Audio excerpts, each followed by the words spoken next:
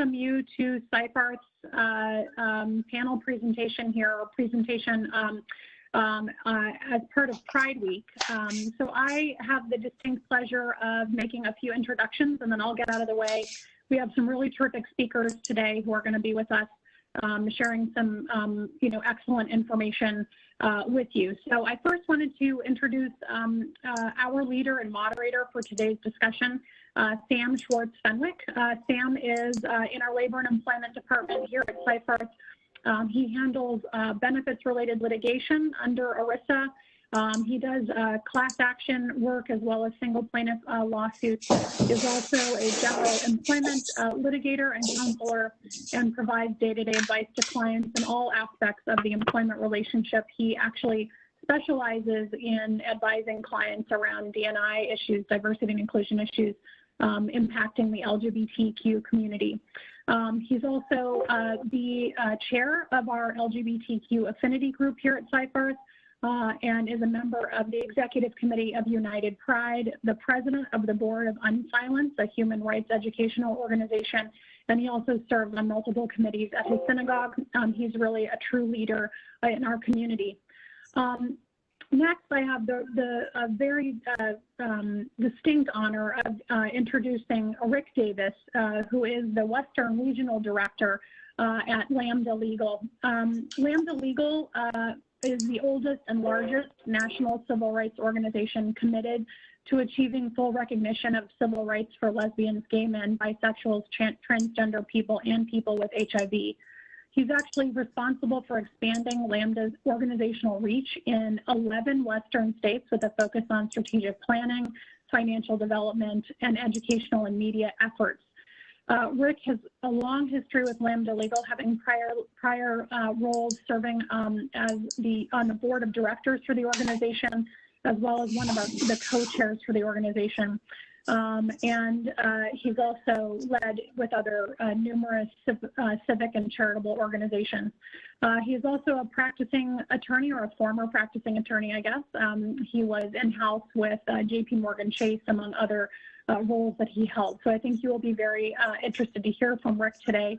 I have the honor and the privilege to have served Lambda Legal on their board of directors, and it's really just a terrific organization that has impacted the life of really all Americans and the terrific work they do. So I hope that Rick has a good opportunity to teach you all a little bit about the organization's history and sort of what are we facing now for the LGBTQ community. So with that, I'll turn it over to you all. Thanks so much for being with us, Sam and Rick. We look forward to hearing from you. Awesome. Thank you so much, Laura, for that nice introduction. And thank you so much, Rick, for taking time out of your busy schedule to be with us today. So first of all, welcome. Happy Pride. I wanted to start out finding out, what drew you to move from the corporate law space at JP Morgan into Lambda Legal. That's quite a shift. Okay. Well, thank you, Sam. Again, thank you, Laura, for having me here today. On behalf of Lambda Legal, before I launch into your answer, I would be remiss in not recognizing the important relationship Lambda Legal has had with Seifarth, and the wonderful work that we've done together. As Laura mentioned, she served on the board when she was serving on the board when I first came to my position. It was a pleasure to work with her as she expanded our capabilities up in the Bay Area of San Francisco. We have been so grateful that another one of your colleagues, Michael Stevens, acts as co-chair of our San Francisco Leadership Committee. And we have had the opportunity to appreciate, and of course, there is a dog that is going to bark right when I start talking, so I apologize for that, but at least the leaf blower has not gone off this time, so I'm just going to take it as a good sign. I also would be remiss in not recognizing the wonderful work that has been done in a pro bono capacity by your firm over the years, and most particularly in helping us recently, I wanted to call out particularly Paul Galligan, Howie Wexler, your former colleague Caitlin Whiteside, Jason Silver, and Sam Rubenstein, who have been invaluable to us in a pro bono capacity, and we are so appreciative of the physical help as well as your financial support as a firm for many of our events around the country. And it is without that, it is both the pro bono support that we receive from firms such as yours as an impact litigation organization that really makes our work possible. So, it is my honor to be with you here today because it's the least we can do for your firm's belief in our mission and your continuing support of everything Lambda Legal does. So I'm sorry for the aside, Sam. So with that, and I will. I'm so glad. Thank you for asking and taking me back. I have now been with Lambda Legal for 8.5 years, and it has been a wonderful and odd journey. But I've accomplished what I thought I would during this time period. So as Laura mentioned, I came from JP Morgan Chase, or as we like to say, our predecessor organizations, because I had a 20-year career there. Starting off with Manufacturers Hanover, Chemical, Chase, JP Morgan Chase, and we just kept growing. I worked both in litigation, compliance, and some transactional work for our credit card division there. It was a wonderful practice. Some of you may have heard, it's I guess been eclipsed now, but back in 2008, we had another financial crisis at the moment where banking went all to hell. And after 20 years, the bank's priorities shifted, and I was left with a lot of other bank attorneys at that time to figure out a next step. I had a chance at that point to say, what do I want to do? I do have 2 adopted children that I raised, and they were pretty much on their own. I had worked for the bank for 20 years, and the same week I went out into the world, Bank of America sent 50 of its bank attorneys out into the world. So there was a glut of us.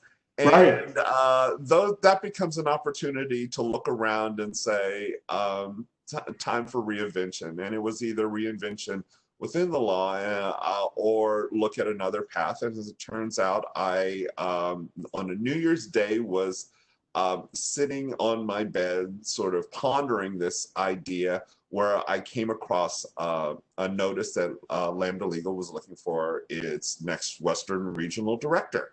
And having served on the board of Lambda Legal, as Laura has, I knew the organization, I knew its mission. I was not necessarily a civil rights attorney, but I had followed the work of the organization, reading the publications and attending seminars such as this.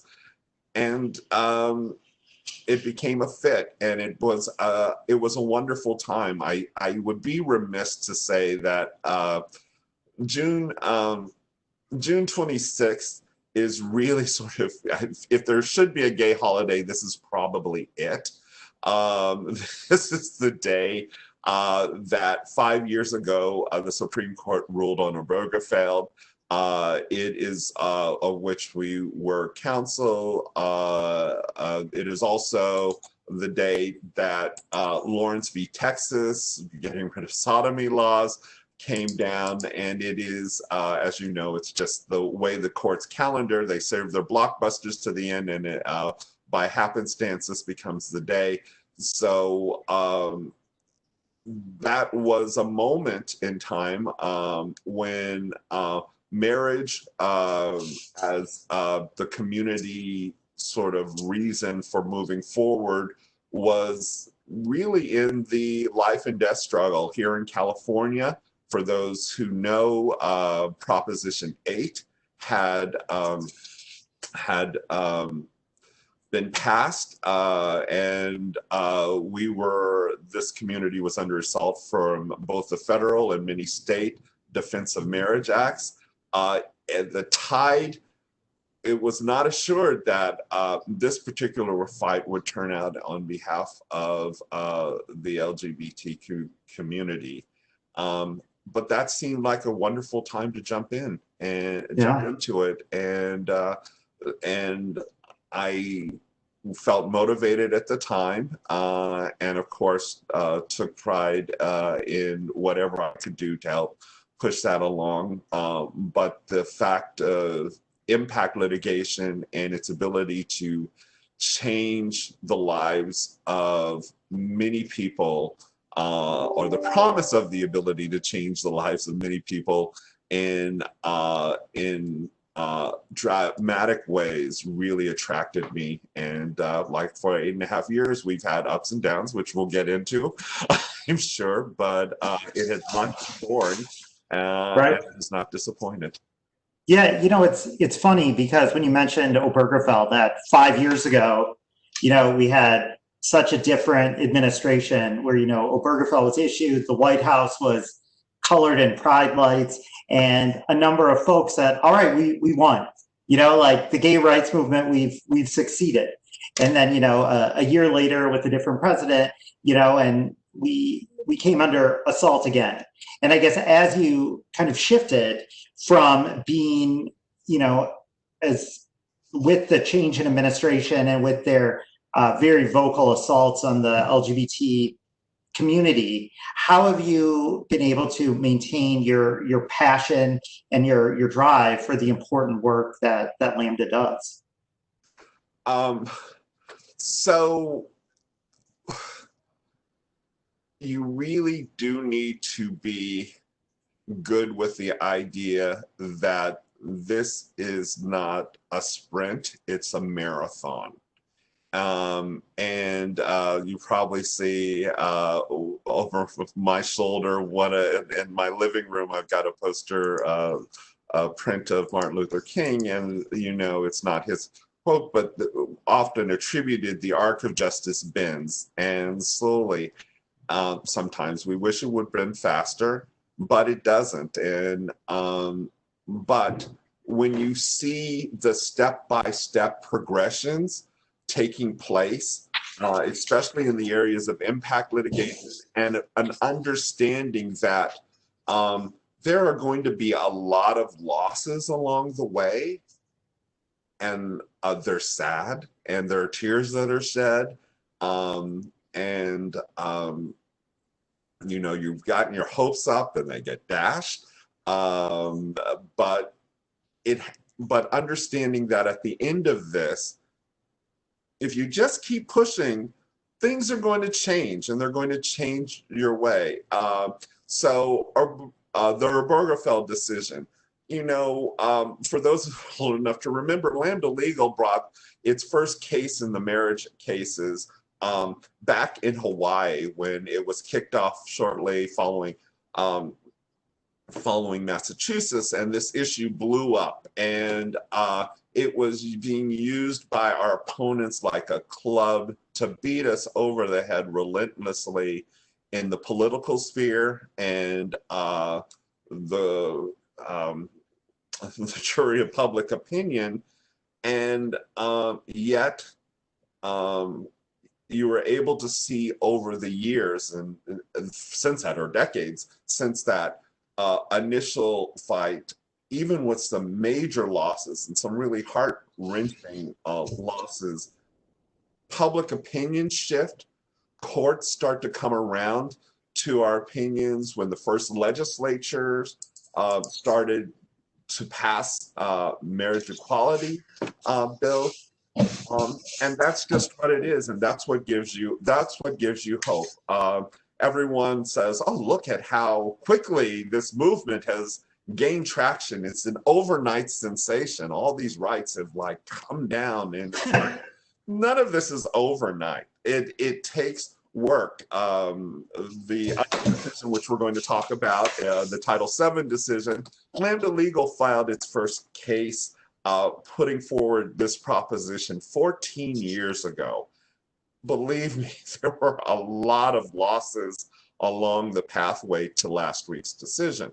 But seeing that and knowing that, at the end of the road, and by the way, to your point, Sam, we're not at the end of the road, and we're going to talk about that also. But seeing those leaps and incremental movements forward, even with the back steps on occasion, that's what keeps you going, and that's what you sort of have to believe in, because if you're looking for overnight success, it ain't there. Yeah. So we knew that 2020 was going to be really a blockbuster year in terms of developments in LGBT rights. The Supreme Court granted cert on the question of whether Title VII extended to gender identity and sexual orientation. And, then the Trump administration announced that they were going to revise the healthcare rules regarding transgender care. So we knew it was already going to be kind of a blockbuster year in terms of the path forward for LGBT Americans. But what we didn't know was that amidst all of this, we would also have a pandemic, and then on a negative, and then hopefully what might be a positive, finally a real racial reckoning in this country. And so given that backdrop, there's so much focus right now on both of those issues, the finally confronting systemic racism and looking at, and dealing with COVID throughout the country and the world. And I wanted to touch on these issues specific to the LGBT community. So can you talk for a little bit what some of the unique challenges are that the LGBT community is facing under COVID? Sure. So I do want us to break away from the thinking that all of these things happen in a vacuum or siloed issues that are apart, because you will hear the term, and if you're not familiar with it, intersectionality, it generally, we all have multiple sources of identity in society. I'm a brother, I'm a son, I'm a father, I'm a friend. Shout out to my good friend Jeff Wortman, who tricked me into this. And all of these things are important to people. And much as those intersections affect you individually, also race, your age, your socioeconomic status, all of those things affect as well. So in the case of COVID, intersectionality truly has shown its face, and we'll talk about race a little bit more, or quite a bit more in a moment, but specific to COVID and the LGBTQ community, we're dealing with a community, despite what our opponents would have you believe, that it is purely a community of wealthy, upper income, gay white men who need no protection because, quite frankly, they can buy it on their yachts when they're not in bikinis dancing on the beach. That is very far away from the truth, anybody's truth, actually, in the community, because the intersectionality of the LGBTQ experience means that you are going to be subject to discrimination in this country, even if you live in what we like to call the bubbles, because in theory, most people flock to those bubbles because they've had upbringings in places that are unwelcoming or hostile, or they've lived lives on the schoolyard growing up that made it untenable for them to stay where they are. That's not to say that we don't, because we certainly have work to do helping those who are left in situations that are not as hospitable. But as it goes for the LGBT community as a whole, it is verifiably statistically shown that we are in poorer health overall. This is dealt with from discrimination that people receive when they try to access healthcare within the system. There is because of this fear of discrimination, there are people who are unwilling to access the healthcare system because they fear that they are not going to be treated well. As we also know, access to healthcare in this country is really based upon your ability to pay for it in many instances to get quality care. Poverty rates within the LGBTQ community are estimated by our friends at the Williams Institute to be 21% of the population. This is comparable to cisgender poverty rates in this country, estimated at 13%. As for many issues, our trans brothers and sisters are looking at poverty rates of 30% or greater. So if you don't have the money and you have to choose between eating or going to the doctor, many people are going to make choices that in the short term make sense, but can lead to worse health outcomes. So all of this comes to the fore in COVID. We're going to cross-current that with the idea that homelessness is a real issue within our communities. Here in Los Angeles, as well as many major cities, it's estimated 40 to 60% of our youth out on the streets identify as LGBTQ. LGBTQ people are twice as likely to experience homelessness during their lifetimes as cisgender communities. Well, again, if you don't have the option of doing Zoom calls for your work from the comfort of your home, even with a dog in the background, it's going to be hard to protect yourself from the effects of COVID. Many in our communities are not able to access because of societal restrictions or outright discrimination, which hopefully the Title VII decision will go toward rectifying, jobs which provide these sort of protections to be away by choice from daily interactions. Unfortunately, many in our community will by necessity need to work in essential services. They need to interact. So therefore, COVID is more likely, as we know, to affect those who don't have the luxury or the ability to self-isolate from the general public. I'm going to also state that one final point, Sam, and then I'll stop. One other point that I want to bring up is as we know, COVID hits those 65 or greater on a higher percentage. All the facts and figures that I've given about poverty and homelessness are doubly true for the LGBTQ elders who are out there, who are more likely to be in a situation where they are isolated from the general population. Therefore, if you don't have someone looking out for you, able to take you to that doctor or call out.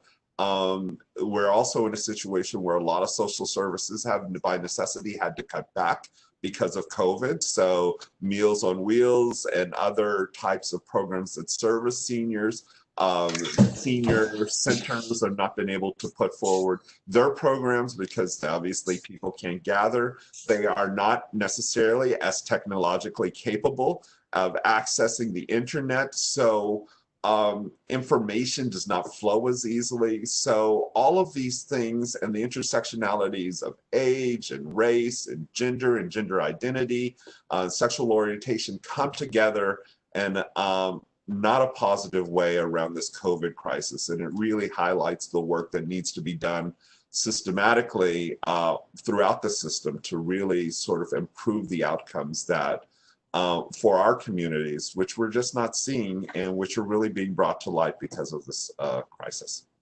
Yeah, thank you for going into all that detail. Point I wanted to highlight, because I think it really gets into some of the amazing work that Lambda does, is the way that the Affordable Care Act has been able to provide healthcare protections even to individuals who, due to maybe the nature of their work history or their inability to get full-time employment with health coverage, have been able to secure healthcare benefits that's trans inclusive.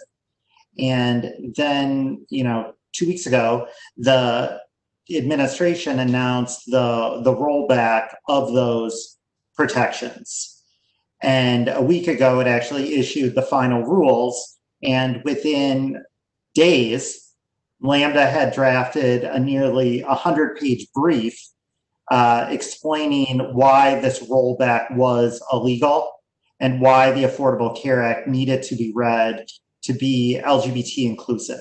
So first, I just wanted to thank Lambda for taking that position. It's a position that will save lives. And I was hoping you could talk a little bit about that, what the goal of that litigation is and kind of how you see that playing out. Sure. Thank you, Sam. This is one of those fundamental challenges that Lambda takes seriously. We were able to beat back a denial of care rule that the Trump administration had put forward at the end of last year. Just if I might take a step back just to give a little bit more foundational information. So in 2016, the Obama administration finalized a rule implementing a non-discrimination provision of the Affordable Care Act. You're going to hear the phrase 1557. This is the section of that Affordable Care Act that prohibits discrimination based on gender identity, transgender status, sex or sex stereotypes as forms of sex discrimination. So the rule that Sam has mentioned here, and I gotta say this, it's not like this administration has been actively enforcing those provisions. In fact, they've made it clear all along that they prefer not to enforce those provisions. We have felt that for the fundamental health of our communities, these non-discrimination procedures need to remain in place. We fought hard to get them enacted, and the administration's desire to roll those back is something that just can't be allowed to stand. We have had a long history at Lambda Legal of getting into the fight of providing health care for the community and making sure that health care is provided for the communities we serve. We brought the first discrimination case in the area of health care on the matter of HIV discrimination over 20 years ago. Seeking in the matter of a dentist. We've continued to push for open access to healthcare for the entire LGBTQ community, where they have been turned down because of their sexual orientation or gender identity. It is remarkable that the administration, 72 hours prior to the Supreme Court issuing its ruling in Title VII, took the opinion that it is able to allow healthcare providers to discriminate on against sexual orientation or gender identity, just as the Supreme Court rules that sex discrimination includes sexual orientation and gender identity, and to allow contrary their contrary proposal to stand is just not tenable. We believe that the protections of 1557 should continue to stand. Our suit goes toward that. It certainly makes clear that the Supreme Court's recent ruling should, while it specifically in the employment context, the logic follows through in the healthcare context, and that the administration has truly overstepped, forget decency, the bounds of the law in trying to do this rollback. Yeah, and well, thank you for that explanation. I mean, it's a complicated statute, and so when you're talking about the rollback, it's dense. But I think you really hit on the core of Lambda's arguments, and the kind of the obvious discriminatory animus behind doing this rule, and the conflict between the rule itself and the holding in Bostock.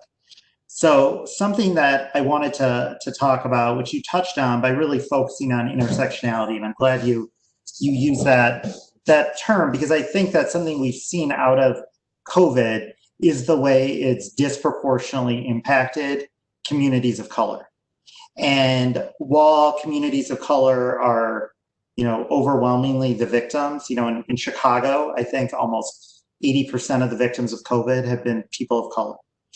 And, just a statistic that doesn't at all match the demographics. And if you're looking at that and then adding on to that, the horrific police violence that, we've seen in videotapes, it's easy to separate that out and saying, that is separate from the struggle for civil rights that the LGBT community is facing, to look at them in silos. And what I like about your reference to intersectionality is to think about what the gay community can do in this, in the struggle that's going on right now, but also looking at the history of the LGBT community and seeing how it relates to the current struggle we're seeing.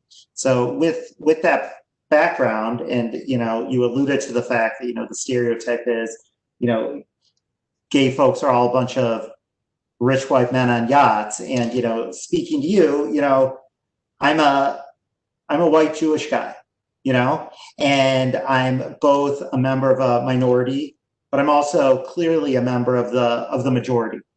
And I benefit from, the history of white supremacy in this country. And there's no way around that. So I was hoping you could talk about some history of the LGBT community and the LGBT rights movement, and then also tie into how we can raise up the voices of people of color in the LGBT community. Okay. Big question. All right. So thank you, Sam. I do want to recognize we're in Pride right now. I know in the broader world, in the broader imagination, Pride is, a parade of lots of maybe drunk people running around with their shirts off and screaming in the street. But it is a celebration, and people have the right to celebrate.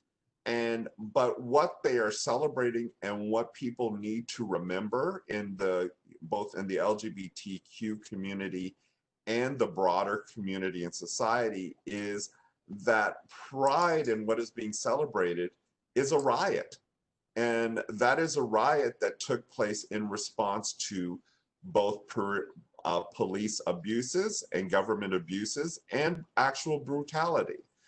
So the bricks that were thrown, the police cruisers that were set on fire outside the Stonewall Inn were people, and in this instance, largely people of color and transgender people, saying that we're mad as hell and we're not going to take this anymore.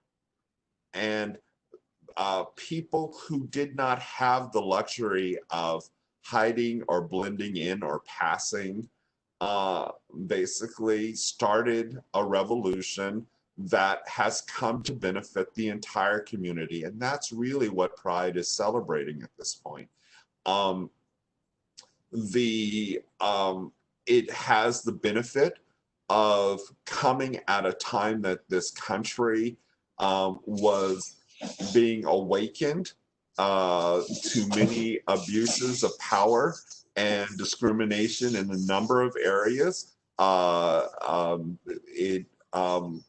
What we just talked about, Title VII of the Civil Rights Act of 1964, which now we are expecting to be a wonderful vehicle for the LGBTQ community, was basically built for under the struggles and the protests of Black people in this country who were protesting 400 years of bad treatment and horrible systematic discrimination.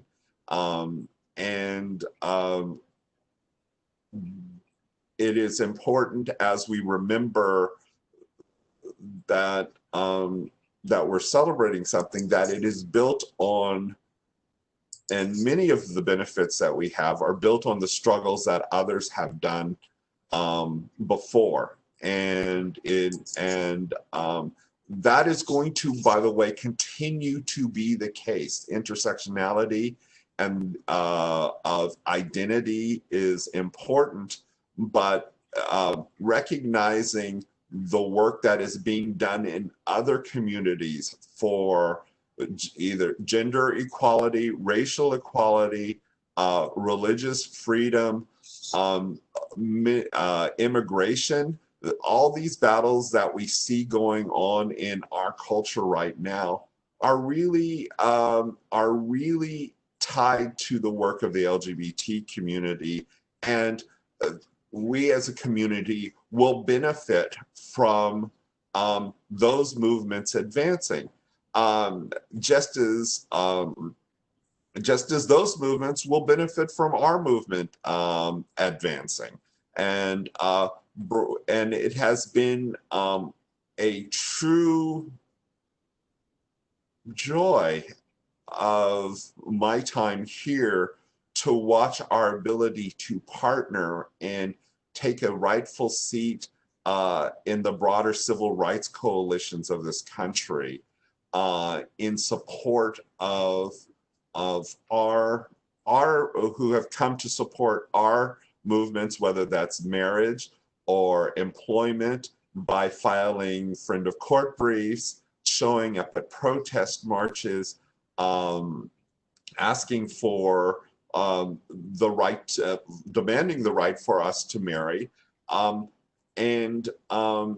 That's going to continue. And we haven't mentioned it yet, but the Supreme Court on its docket next term has another hugely important case to the LGBT community. This is Fulton. It's Fulton, which is going to talk, and we'll talk a little bit more about religious exemptions, but it may carve a big hole in the non-discrimination protections we've gained here with Title VII, and even the Obergefell decision.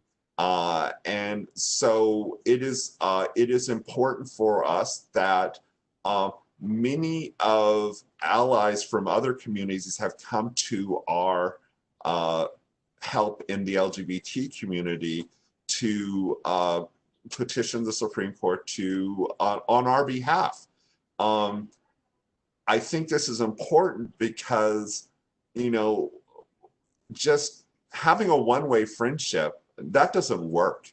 It doesn't work for anyone. If to have a friend, you've got to be a friend, and you can't expect people to show up for you if you're not showing up for them in their fights. And at this moment, Black Lives Matter, police brutality, the police killings, that is central to a discussion this country is having.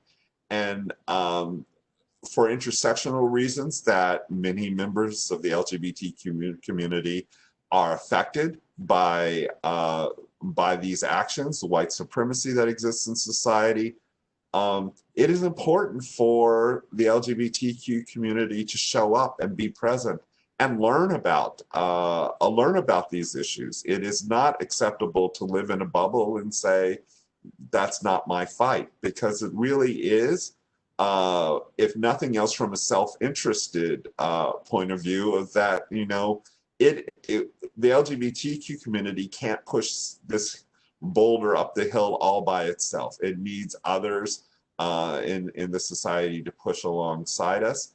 And if we want others to push with us, then we're going to have to be willing to push for them as well. And this is the time to show up and say, Black Lives Matter, and show up and write to our legislatures and policymakers, and if able, show up in protests or letters to the editor, and say how this is important in your life, from whatever aspect you're coming to it from. Purely, you know, this is the right thing to do, to self-interest, to like, yeah, the Civil Rights Act of '64, if that starts to get hollowed out, that's going to come around and affect my rights eventually on all these other issues that are important to my day-to-day existence. So that is how I tie it in right now.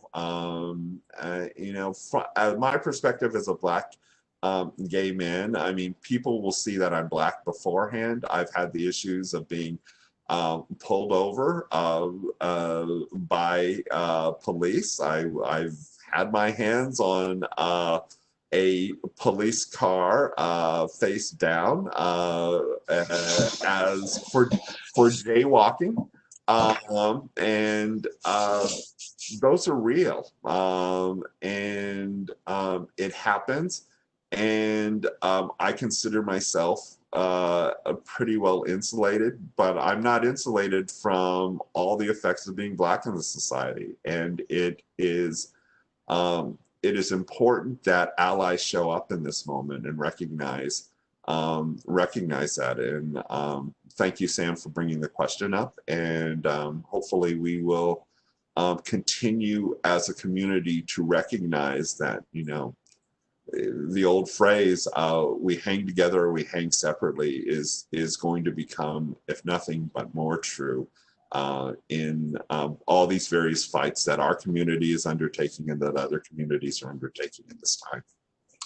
Yeah, well, thank you so much, Rick, for that, you know, for sharing your own stories and for talking about really what it means to be an ally. You know, I think it's so easy for that to just be an empty phrase, and I think to really give meaning to what it means to show up, especially right now, is so important. So thank you so much.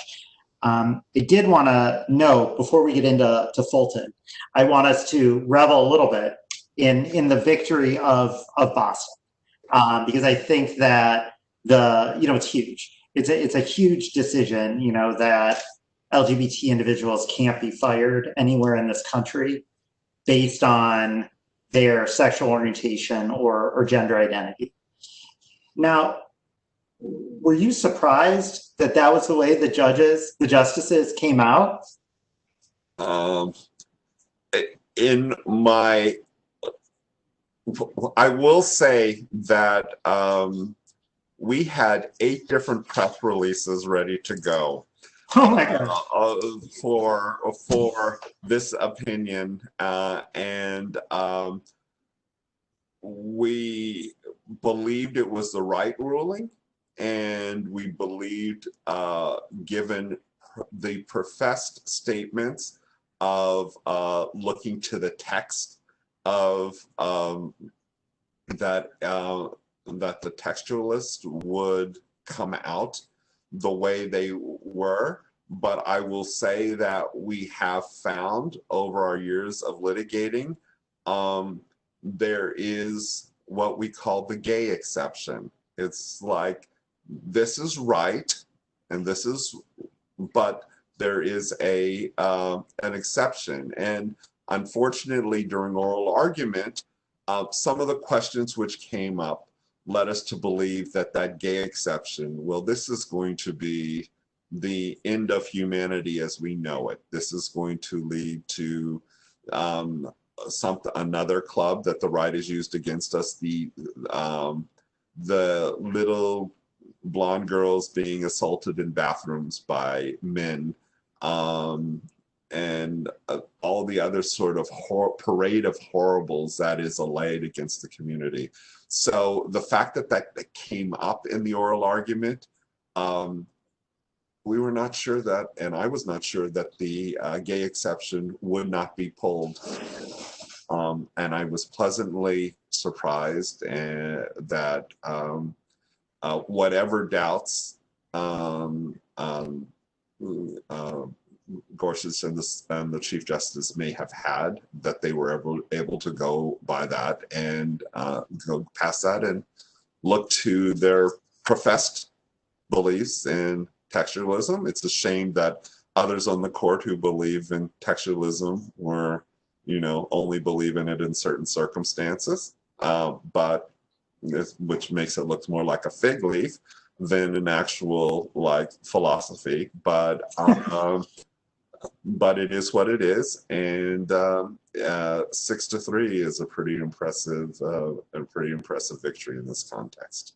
So in the decision, the Justice Gorsuch takes pains to limit it and say, all we're doing today is deciding you can't terminate people because of their LGBT status, and we leave for another day this question of a religious exemption and whether the Religious Freedom Restoration Act, might lead to some sort of super exemption because it's because of its power.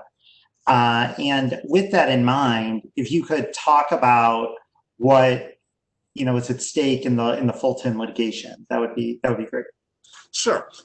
Just to bring people up, Sam, on Fulton. So the city of Philadelphia has a non-discrimination policy in the provision of services that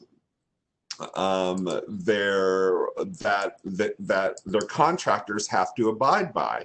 And they can't discriminate on the basis of sexual orientation, gender identity, and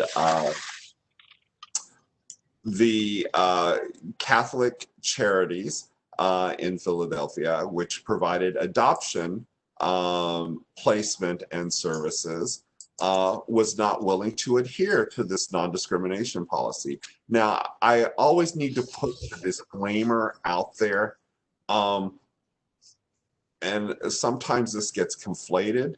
The LGBTQ community, many have sincerely held experiences that may be bad with religion and their own particular upbringing. That being said, the community as a whole recognizes the First Amendment and the rights of religious freedom in this country, and it is enshrined in our Constitution. We are not seeking to overthrow that, and there are many devout LGBTQ people in our community that, myself included, and Sam, you've mentioned your religious affiliations. So this is not an attempt by the LGBTQ community to sideline religion. It is the law, and that religions can choose their ministers. Who teaches who teaches their tenets of their religion. The issue that is distinct here, that is in all of these matters, is when an organization, religious or otherwise, enters into the public sphere and opens itself up to serve the public, and not teach the tenets of its religion, but operate as any other organization in the public marketplace, then they need to adhere to the rules of the public marketplace. And in this instance, using taxpayer dollars, this charitable service is asking for the ability to discriminate on the basis of sexual orientation and gender identity based on the tenets of its religion. Well, that is fine if that, but they are not entitled to use your and my tax dollars to do that. And that is the point we are pursuing and trying to drive home. We don't believe there's a super exception out there. We believe the court has ruled in other instances, such as the instance of race, in interpreting the 64, where some shop owners, a barbecue stand, for example, in Texas, said, I don't believe in, my religion teaches me that serving Black people is against the tenets. The Supreme Court slapped that down. We believe the same instances here. You're in the public marketplace. You can hold your beliefs, your private personal beliefs. Your actual religious institution can practice those in what you teach and how you express yourselves. However, once you enter the public marketplace, you're open to everyone equally, and that's what's at stake here. And quite frankly, it is the hole that I mentioned earlier that can be drilled into any number of non-discrimination or anti-discrimination laws or rulings or policies that are out there. So if it gets a toehold, which we are working to make sure it doesn't, but if it gets a toehold that the court allows a level of religious discrimination to trump anti-discrimination laws, then that allows for which are celebrating Obergefell. What we've seen today is the clerk that does not wishes to process the marriage license, even though it's a public function. The IRS consultant, where we've had complaints that don't want to process joint tax returns from same gender couples. It's always.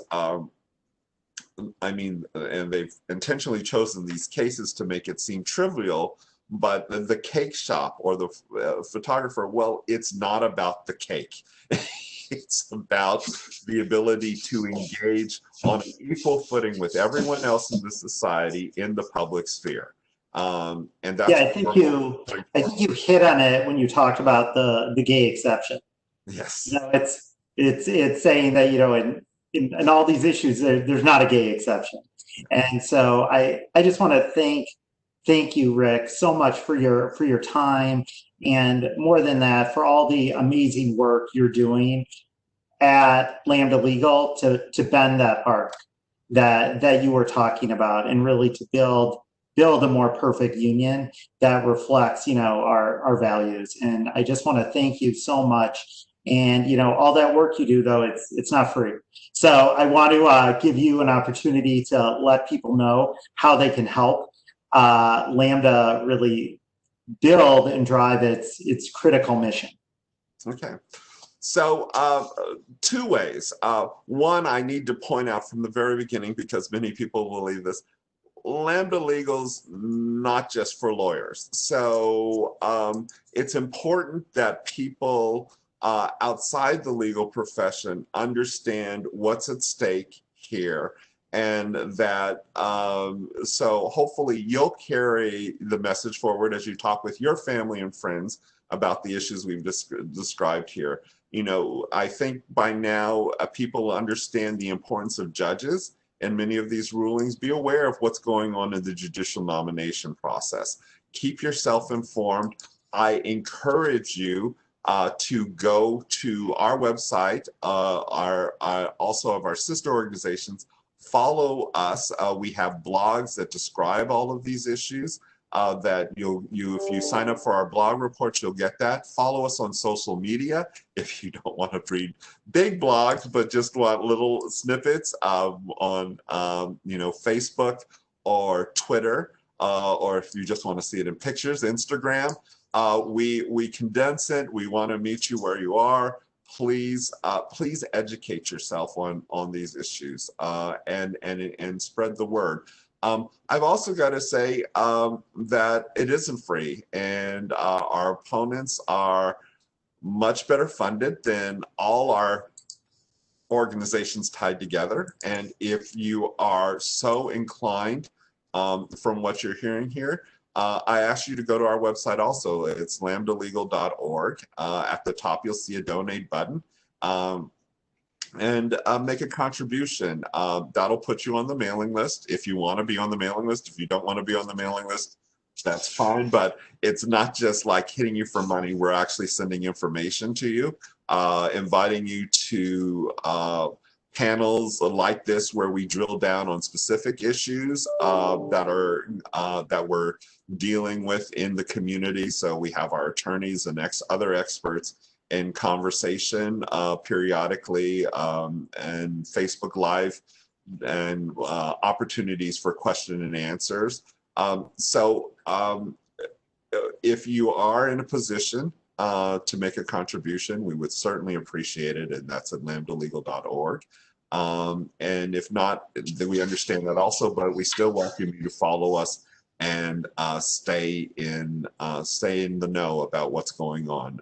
It's going to be 2020 is going to continue to be interesting, and it's going to get more interesting as we head into the future. And please keep yourself informed of what that involves. Well, Rick, I just wanted to thank you again on behalf of Cyfarth and on behalf of the LGBT affinity group for taking the time to talk with us today and to really creating such an amazing teaching moment for us during Pride in this very unusual year. So thank you so much. Well, thank you, Sam, for wonderful moderation, and thank you, Cyfarth, for your support of Lambda Legal, and all of you for taking the time to listen in for this hour. It's been really wonderful to participate today. Wonderful. Well, happy Friday and happy Pride, everyone. Bye-bye.